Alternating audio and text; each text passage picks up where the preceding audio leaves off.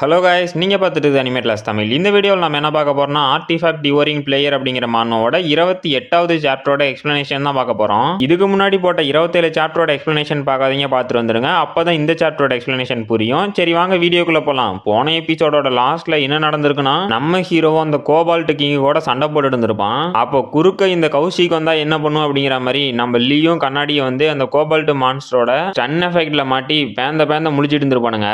அப்புறம் அந்த கோபால்ட் கிங்கும் நம்ம ஹீரோ அட்டாக் பண்ணி ஒரு கட்டத்துல கொன்னுரும். என்னடா கதை முடிஞ்சிச்சான்னு பார்த்தா நம்ம ஹீரோவும் அந்த அட்டாக்கை அவனோட சாக்ரிஃபைசல் பார்ட்ல வாங்கிட்டு ஃபுல்லா ரெக்கவர் ஆகி வந்துட்டு இனிமே தான் ஆட்டம் அப்படிங்கிற மாதிரி ஒரு ஈவுலா மாதிரி அந்த கோபால்ட் கிங்க கொன்னு இருப்பான். இதோட போன எபிசோட் முடிஞ்சிருக்கும். சரி வாங்க இந்த எபிசோட்ல என்ன நடக்குதுன்னு பார்க்கலாம். இந்த எபிசோடோட ஸ்டார்டிங்லயே நம்ம ஹீரோவும் லெவலப் ஆவறான். அப்புறம் புதுசா சி டயர்ல இருக்க ஒரு டைட்டிலும் கிடைச்சிருக்கு. இதோட பேரு before the drink goes the gold. அப்புறம் இந்த டைட்டில் பத்தி சொல்றாங்க.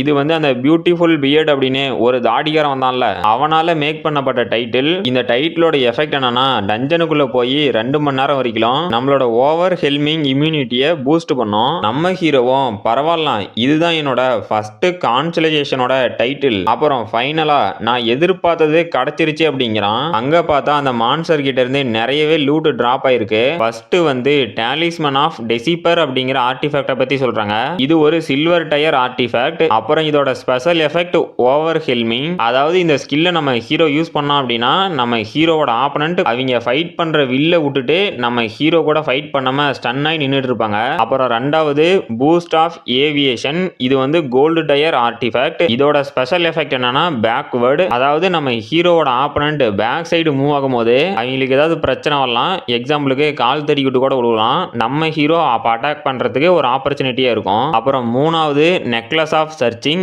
இதுவும் ஒரு கோல்டு டயர் ஆர்டிஃபேக்ட். இதோட ஸ்பெஷல் எஃபெக்ட் சர்ச்சி. அதாவது இந்த நெக்லஸை நம்ம ஹீரோ யூஸ் பண்ணும்போது அவனை சுத்தி 100 மீட்டருக்குள்ள ஏதாவது எனிமி இருந்தாங்க அப்படின்னா அவங்கள ரெட் கலர்ல மார்க் பண்ணும். நம்ம ஹீரோவும் அந்த ஆர்டிஃபேக்ட்லாம் ஷாக்லயே பார்த்துக்கிட்டு எனக்கு கிடைச்சது எல்லாமே டாப் லெவல்ல இருக்கிறது தான். அப்புறம் இந்த நெக்லஸ் மூலியமா என்னால எனிமீஸை சர்ச்சும் பண்ண முடியும். நான் எங்க இருக்கேன் அப்படின்னு என்னோட டீம்மேட்ஸ் கிட்ட சொல்லவும் முடியும். இது உண்மையிலேயே வேற லெவல்ல இருக்கு அப்படின்னு பார்த்துட்டு இருக்கான். அப்ப நம்ம லீயும் டே சியோன் ஜூன் அப்படின்னு கத்துறான். நம்ம ஹீரோவும் அட கொஞ்ச நேரம் நிம்மதியா கூட மாட்டீங்களா அப்படின்ட்டு இப்போ உங்களுக்கு என்னடா வேணும் அப்படின்னு கேட்கறான். நம்ம லீயும் அறக்க பறக்க ஓடியாந்துட்டு டே சியோன் ஜூன் நாம இங்க இருந்து வெளியே போகணும், இந்த ரிஃப்ட் க்ளோஸ் ஆக ஆரம்பிக்குது அப்படிங்கிறான். நம்ம ஹீரோவும் ஷாக் ஆயிட்டு அடே முட்டா பசங்களா, இந்த ரிஃப்டோட ஃபைனல் பாஸை தோக்கடிச்சிட்டோம் அப்படின்னா அந்த ரிஃப்ட் க்ளோஸ் ஆகிறது நார்மல் தானே, இதுக்கு ஏன்டா ஓவரா ரியாக்ட் பண்றீங்க அப்படின்ட்டு ஒரு நிமிஷம் அப்படின்னா இதை என்ன பண்றது, இந்த தங்கம் இதெல்லாம் நான் எப்படி வெளியே எடுத்துட்டு போட்டோம் அப்படின்னு எடுக்கிறான். அப்போ நம்ம லீயும் கண்ணாடியும்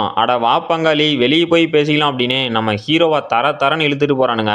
நம்ம ஹீரோவும் என்ன விடுங்கடா, என்னால இந்த கோல்டை விட்டுட்டு வெளியே வர முடியாதுடா அப்படின்னு கதறான். அப்புறம் இந்த ரிஃப்டோட அவுட் சைட்ல காட்டுறாங்க. அங்க நிறைய மக்கள் இருக்காங்க. அப்ப நம்ம டீம் வெளியே வரத பார்த்துட்டு அங்க இருக்க ஒருத்தனும் அவங்க வெளியே வராங்க. அப்புறம் இந்த ரிஃப்ட் கூட இப்ப க்ளோஸ் ஆகுது அப்படிங்கிறான். அங்க இருக்க லேடியும் சியோன் ஜூனை எனக்கு ரொம்பவே பிடிச்சிருக்கு அப்படிங்கிறாங்க. அப்புறம் 3 பேத்து மூஞ்சிலையும் ஈ அடிச்ச மாதிரி இது என்னடா அப்படின்னு ஷாக் ஆகுறானுங்க. என்னன்னு பார்த்தா நம்ம ஹீரோவும் ஏதோ இடி விழுந்த மாதிரி சோகமா வந்துகிட்டு அடே அந்த கோல்டு அது அனாமுத்தா போச்சு அப்படின்னு ஆழ்ந்த சோகத்துல இருக்கிறான். அப்போ நம்ம லீயும் அட உடு பங்காளி அது போனா போயிட்டு போகுது, நாம தான் உசுரோட இருக்கமே, அது வரைக்கும் சந்தோஷப்படு அப்படிங்கிறான். அப்ப நம்ம ரிப்போர்ட்டர் பார்க்கும் வந்துட்டு ஹலோ சியோன் ஜூன், நான் பிளேயர் மேகசின்ல இருந்து வரேன் அப்படிங்கிறான். நம்ம ஹீரோவும் வந்துட்டீங்களா, சரி கேட்க வேண்டிய கேள்வியை சீக்கிரம் கேளுங்க அப்படிங்கிறான். அப்ப நம்ம பார்க்கும் இந்த பியூபிங் ஸ்டேஷனை ஒரு ஹீரோவா காப்பாத்திருக்கீங்க, இத பத்தி நீங்க என்ன சொல்ல விரும்புறீங்க அப்படிங்கிறான். நம்ம ஹீரோவும் ஷாக் ஆயிட்டு என்னது ஹீரோவா, நான் ஹீரோவா, இப்ப நான் என்னடா சொல்லிட்டோம் அப்படின்னு ஷாக்லயே நின்று எடுக்கிறான். அப்புறம் பிளேயர் டவுனோட பேஸ்மெண்ட்ல ரேங்க் 1 இருக்க ட்ரைனிங் கிரவுண்ட காட்டுறாங்க. அங்க ஒரு பொண்ணும் எமா ஷின்னே இது 3 பி ரேங்க் மான்ஸ்டர், இத நீ கண்டிப்பா பண்ணதான் போறியா அப்படின்னு கேக்குறா. இந்த பொண்ணோட பேரு சோ லீ ஹுவான், லெவல் 120, ஒரு பி பிளஸ் ரேங்க்ல இருக்க பிளேயர். அப்புறம் சமனர். அப்போ அந்த கோலம் மான்ஸ்டரும் நம்ம ஷின் அட்டாக் பண்ண போகுது. நம்ம ஷின்னும் இது என்னடா இவ்வளவு ஸ்லோவா இருக்கு அப்படின்ட்டு அங்க வந்த ஒரு கோலத்தோட கையை அட்டாக் பண்றா.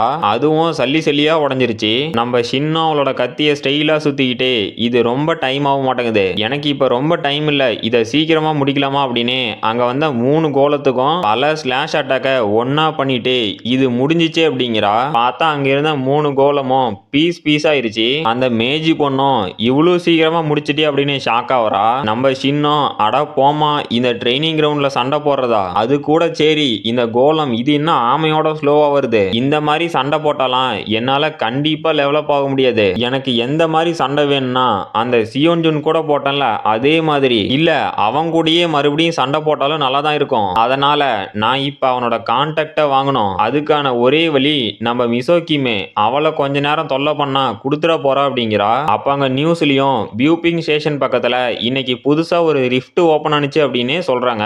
நம்ம சின்னம் என்னது ரிஃப்டா அப்படின்னு ஷாக் ஆவரா. உடனே அந்த நியூஸ்லயும் யாரும் கவலைப்பட வேண்டாம், ஒரு மிராக்கிள் மாதிரி ஒரு பிளேயர் வந்து அந்த ரிஃப்ட தனியா கிளியர் பண்ணிட்டாரு அப்படிங்கிறான். நம்ம சின்னம் என்னது ரிஃப்ட் தனியா கிளியர் பண்ணானா அப்படின்னு பார்த்துட்டு இருக்கா. அப்ப அந்த நியூஸ் சேனல்லையும் இந்த ரிஃப்டை கிளியர் பண்ண ஹீரோவை நாங்க இன்டர்வியூ எடுத்திருக்கோம், இதை இப்ப நீங்க பார்க்கலாம் அப்படிங்கிறான். நம்ம சின்னம் என்னது இவனா அப்படின்னு ஷாக் ஆவரா. அப்ப நம்ம ரிப்போர்ட்டர் பார்க்கும் சியோன்ஜுன் இந்த ரிஃப்டை நீங்க கிளியர் பண்ணும்போது எந்த ஒரு உயிரிழப்போ இல்ல சேதமோ இல்லாம சக்சஸ்ஃபுல்லா கிளியர் பண்ணிருக்கீங்க, இதை நினைக்கும் போது உங்களுக்கு எந்த மாதிரி ஃபீல் ஆகுது அப்படின்னு கேட்கறான். நம்ம ஹீரோவும் அது வந்து அப்படிலாம் ஒன்றும் தோணல, நான் இதை கிளியர் பண்ணிட்டேன் அவ்வளவுதான் அப்படிங்கிறான். அப்போ அந்த ரிப்போர்ட்டர் பார்க்கும் நீங்க இந்த அளவுக்கு ஹம்புலா இருக்கிறது எங்களை ஆச்சரியப்படுத்துது அப்படிங்கிறான். நம்ம சின்னம் இவனை மறுபடியும் இந்த மாதிரி ஒரு நியூஸ்ல பாப்பா அப்படின்னு கொஞ்சம் கூட நினைச்சு பார்க்கல, பரவாயில்ல நல்லா தான் பேசுறான் அப்படிங்கிறா. அப்ப நம்ம பார்க்கும் பிளேயர் அசோசியேஷன்ல இருந்து உங்க கூட வந்தவங்க என்ன சொல்றாங்க அப்படின்னா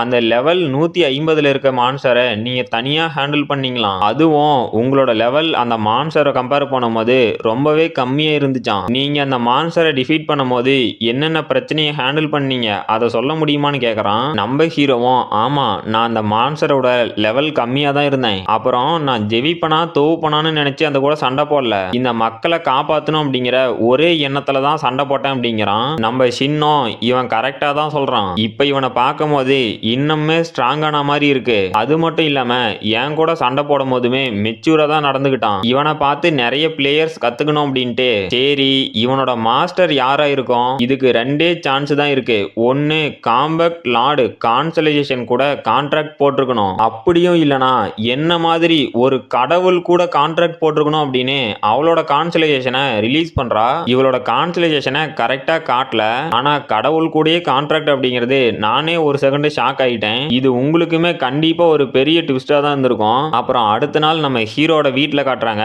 நம்ம ஹீரோவும் அவன் எடுத்துட்டு வந்த ஆர்டிஃபேக்ட்லாம் வச்சுக்கிட்டு இப்ப இதெல்லாம் அப்சர்வ் பண்ண வேண்டிய நேரம் அப்படின்னு கேப் ஆஃப் அன்கான்சியஸ் ஸ்டேட்டுக்கு போயிட்டு ஃபைனலி இதுக்கான டைம் வந்துருச்சு, இப்ப இந்த ஆர்டிஃபேக்ட்ல இருந்து நான் ஓவர் ஹெல்மிங் அப்புறம் சர்ச் அது மட்டும் இல்லாம பேக் ஸ்டெப் அப்படிங்கிற இந்த ஸ்கில் எல்லாம் ஆப்டைன் பண்ண போறேன், இந்த எல்லா ஸ்கில்லுமே எனக்கு கண்டிப்பா யூஸ்ஃபுல்லா தான் இருக்க போகுது, இல்ல இனிமே நான் சண்டை போடும் போது ஒரு பெரிய டிஃபரன்ஸையே ஏற்படுத்த போகுது, இப்போ இதை ஸ்டார்ட் பண்ணலாமா, நான் பிளான் போட்ட மாதிரி தான் கொஞ்சம் கொஞ்சமா ஸ்ட்ராங் ஆகிட்டு இருக்கேன், அப்புறம் என்னோட பாஸ்ட் லைஃப்ல இந்த மாதிரி இருக்க வாரியர்ஸ் எல்லாருமே அவங்களோட புகழ் அதிகமாகணும் அப்படிங்கிறதுக்காக ஃபுல் அண்ட் ஃபுல் ஸ்ட்ரென்த்ல மட்டும்தான் ஃபோக்கஸ் பண்ணுவாங்க, இதனால அவங்களால கரெக்டா மூவ் கூட பண்ண முடியாது, அதுவும் இந்த ஆக்டோபஸ் மாதிரியான மான்ஸ்டர்லாம் வந்துச்சுன்னு வச்சுக்கவ அந்த வாரியர்ஸ் அவங்களோட தலையில அவங்களே மண்ணள்ளி போட்டுக்கிற மாதிரி ஃபுல் அண்ட் ஃபுல் ஸ்ட்ராங்ல மட்டும்தான் ஃபோக்கஸ் பண்ணதுனால மீதி எல்லா ஸ்டாக்கும் லோவா இருக்கும், இதனாலேயே இந்த வாரியர்ஸ் எல்லாம் கொஞ்சம் கொஞ்சமா அவங்களோட நம்பிக்கையை இழக்க ஆரம்பிச்சாங்க. அப்போதான் ஒருத்தன் வந்தான்,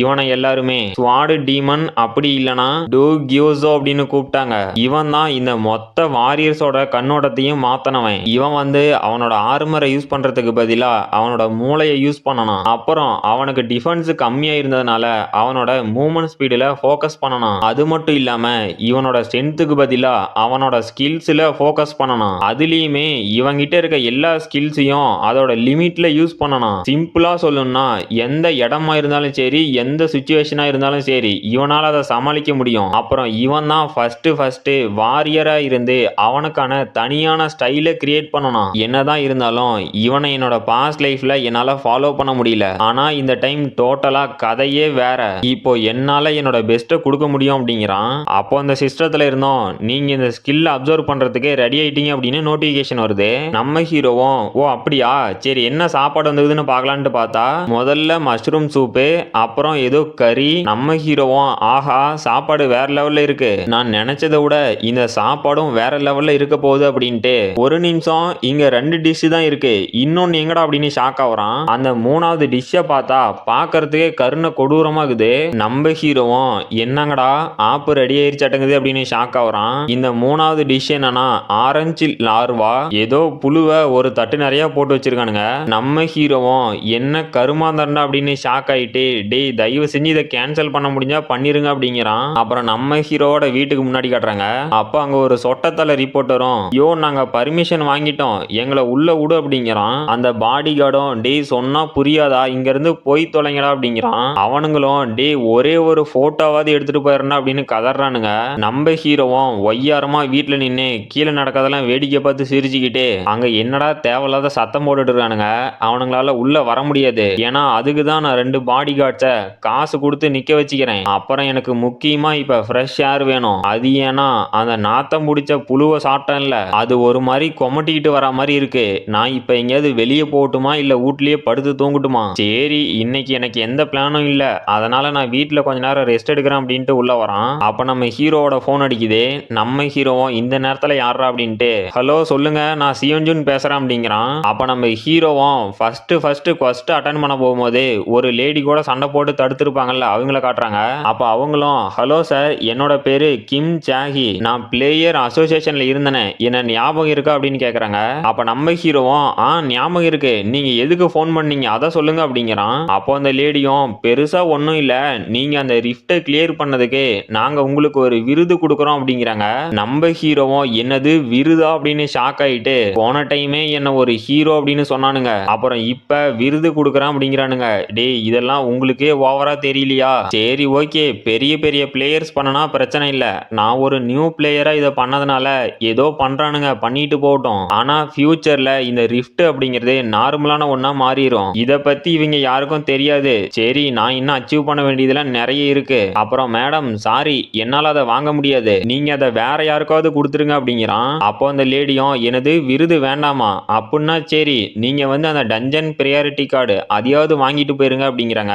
நம்ம ஹீரோலாம் ஷாக் ஆயிட்டு இப்போ நீங்க சைலண்ட் டஞ்சனை பத்தியா பேசுறீங்க? இது உண்மையா அப்படின்னு மிரண்டு போயிட்டு நீங்க உண்மையாவே அப்ரூவ் பண்ணிட்டீங்களா அப்படின்னு கேக்குறான். அப்ப அந்த லேடியும் ஆமா இப்ப நீங்க பண்ண அச்சீவ்மெண்ட்னால உங்களுக்கு இதை அப்ரூவ் பண்ணிருக்கோம் அப்படிங்கிறாங்க. சாரி கைஸ் இது வந்து சைலண்ட் டஞ்சன் இல்ல சைலண்ட் கிரவுண்ட் டஞ்சன். நம்ம ஹீரோவும் இந்த டஞ்சனை பத்தி சொல்றான்.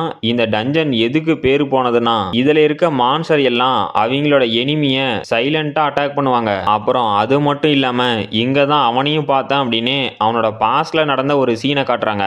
நம்ம ஹீரோவும் அங்க ஒருத்தங்கிட்ட ஏன்டா நீ உன்னோட சிஸ்டரோட பிக்சரையே பார்த்துட்டு இருக்க அப்படின்னு கேக்குறான். அப்ப அங்க இருக்கவனும் நான் எல்லாம் முடிஞ்சதுக்கு அப்புறம் என் சிஸ்டரோட போட்டோவை பார்க்கறது ஒரு பழக்கமாவே மாறிடுச்சு. அப்புறம் அது மட்டும் இல்லாம என் சிஸ்டர் இறந்து போய் 10 வருஷம் இருக்கும் அப்படிங்கிறான். நம்ம ஹீரோவும் அப்படின்னா உன் சிஸ்டர் லாஸ்டா எந்த டஞ்சனுக்கு ரைடு போனா அப்படின்னு கேக்குறான். அப்ப அங்க இருக்கவனும் சைலண்ட் கிரவுண்ட் அந்த டஞ்சனுக்கு தான் லாஸ்டா ரைடு போனான். என்னோட சிஸ்டர் நல்லாவே ஸ்கில்ஃபுல்லானவ. அவ இந்த மாதிரி எங்களை விட்டு போவானே நாங்க நினைச்சே பார்க்கல. இனிமேலும் இதை நினைச்சு வருத்தப்பட்டு எதுவும் மாறாதுன்னு எனக்கு தெரியும். ஆனா என்னால அதை ஏத்துக்க முடியல. இருந்தாலும் அவ என்ன பார்த்து தான் இதை ஸ்டார்ட் பண்ணனா. எனக்கு தெரியும் இனிமேலும் இதனால நான் வருத்தப்படுறதுல எந்த ஒரு காரணமும் இல்ல. எனக்கு மட்டும் பாஸ்டுக்கு போற ஒரு சான்ஸ் கிடைச்சிச்சுன்னா நான் கண்டிப்பா இதை மாத்துவேன் அப்படிங்கிறான். நம்ம ஹீரோவும் அப்படியே அப்படின்ட்டு இப்போ பிரசன்ட்ல மேடம் அதை எடுத்து வைங்க நான் சீக்கிரமா வந்து கலெக்ட் பண்ணிக்கிறேன். அந்த டஞ்சன்ல நான் முடிக்க வேண்டிய வேலை ஒண்ணு மீதி இருக்கு அப்படிங்கிறான். கைஸ் இந்த வீடியோ பிடிச்சிருந்துச்சு அப்படின்னா மறக்காம லைக் பண்ணிட்டு அப்படியே நம்ம வீடியோவுக்கு ஹைப் பண்ணிருங்க. அப்புறம் இதோட இந்த சாப்டர் முடிஞ்சு போச்சு. இந்த வீடியோ பிடிச்சிருந்துச்சுன்னா மறக்காம லைக் பண்ணுங்க ஷேர் பண்ணுங்க சப்ஸ்கிரைப் பண்ணுங்க. நாம அடுத்த வீடியோல பார்க்கலாம்.